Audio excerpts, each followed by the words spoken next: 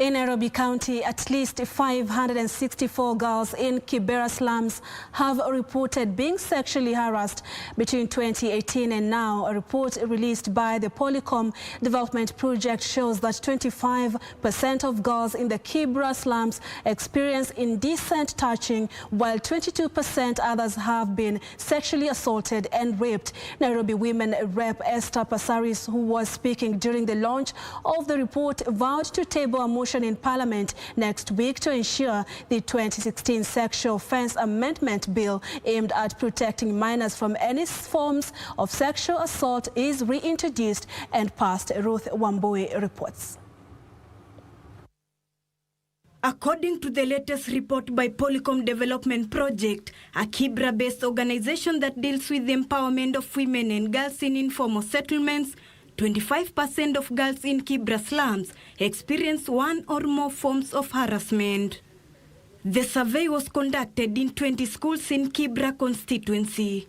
Indecent touching was reported by 132 girls, or contents, 132. That's about 23% of all that shared content related to sexual harassment.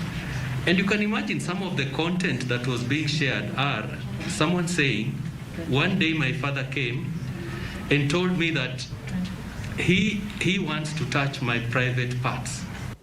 Polycom Development Project has invented the concept of talking boxes where girls can express themselves freely and report any cases of sexual harassment. When we go to the schools, we pick them from the talking boxes and then we go read through them and then we respond. Patricia Ayani, a teacher at Mayeni Primary School in Kibera, says the talking boxes saved the life of a girl. She had a knife in her bag, and she was really ready to do it, just to murder herself, because the way the mother was talking to her and how the situation was at home, she really wanted to kill herself. But because of the talking box, we have the girl at the moment. Nairobi Women Representative Esther Passaris, who graced the launch of the report, lauded the organization and promised to escalate the matter to Parliament next week. They need to make sure that we can push the Sexual Offences Bill 2016. All right, so that is something I'm going to take up by Monday. That's why I've heard the stories. They are horrendous. They should not happen. 500 is too much of a number.